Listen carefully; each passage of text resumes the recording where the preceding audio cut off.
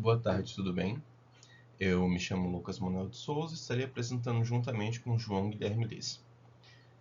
A nossa apresentação será sobre um artigo sobre computação, sobre Private Threat Modeling Language. Seria isso, ele propõe uma linguagem para modelar ameaças de privacidade em sistemas computacionais. O objetivo principal do artigo é avaliar se essa linguagem ajuda realmente a identificar ameaças de forma correta e eficiente. Para isso, os autores realizaram um estudo experimental com participantes reais e aplicaram ferramentas estatísticas, inclusive o intervalo de confiança. A hipótese. O artigo trabalha com três hipóteses principais. A hipótese 1 seria verificar se o número de verdadeiros positivos é maior do que o número de falsos positivos. A hipótese número 2 seria analisar se os verdadeiros positivos também são maiores que os falsos negativos, ou seja, as ameaças que os participantes deixaram passar. E a hipótese P, que seria basicamente determinar se os participantes conseguem identificar ameaças em um ritmo adequado, medido de ameaças por hora. Então a questão de pesquisa central seria: a linguagem PTMOL é eficaz para identificar ameaças de privacidade? Falando sobre a metodologia. A metodologia ela consiste em um experimento controlado dividido em duas etapas, sendo participantes 12 estudantes de computação com diversos níveis de conhecimento em segurança e privacidade, e o procedimento. No primeiro dia, foi feito um treinamento dos participantes para eles aprenderem a linguagem PTMOL. No segundo dia, seria uma aplicação prática. Cada participante recebeu um sistema e precisou identificar essas ameaças usando essa linguagem. A coleta de dados.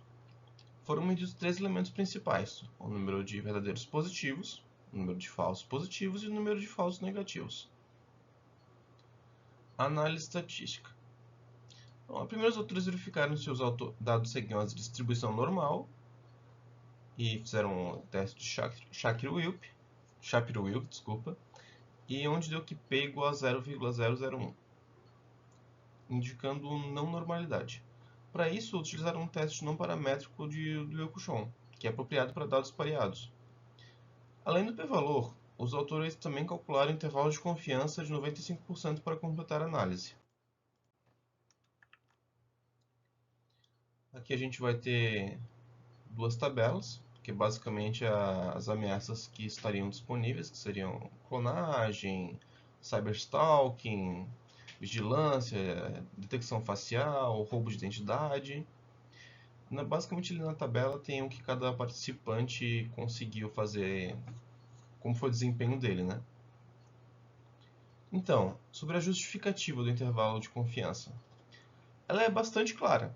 Primeiramente, a gente tem que a amostra é pequena, a gente só teve 12 participantes, então mesmo utilizando o teste Wilcoxon, o valor P ele não mostra o quanto a estimativa é precisa.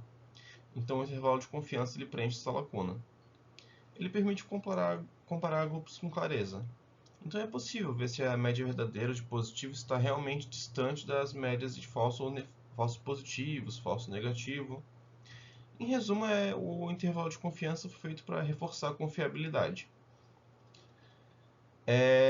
A gente tem que a média de verdadeiros positivos é 16,58.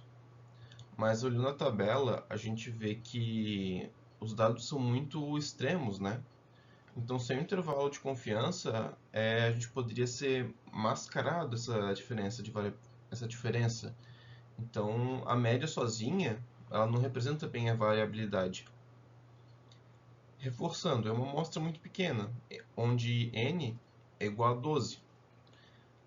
Por exemplo, o TP ali, o True Positive, que é verdadeiro positivo, ele está variando de 12 até 21, dependendo do participante.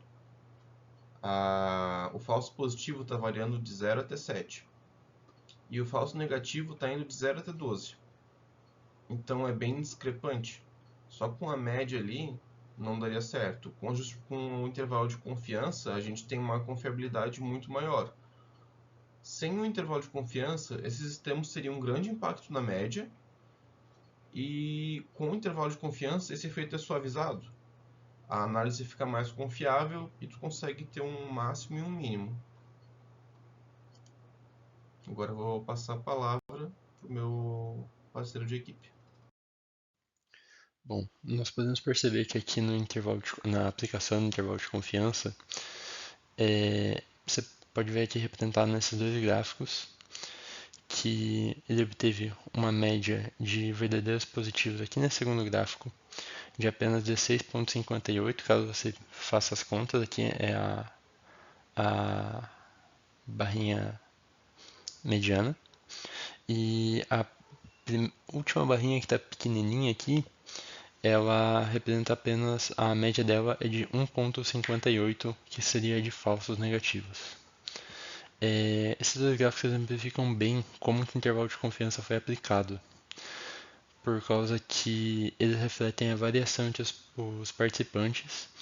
E eu acho importante denotar que no artigo ele não menciona o limite superior e inferior no intervalo de confiança que foi aplicado, mas ele deixa bem claro que a análise estatística foi feita considerando esse intervalo.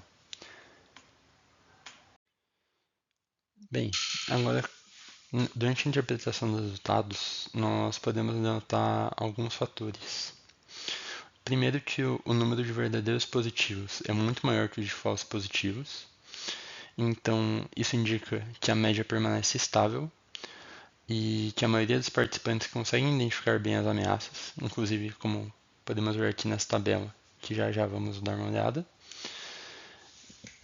E essa comparação ela também mostrou uma significância estatística, que o índice de confiança de falsos negativos é muito menor, por ser muito menor, indica que os participantes quase não deixaram ameaças passarem despercebidas.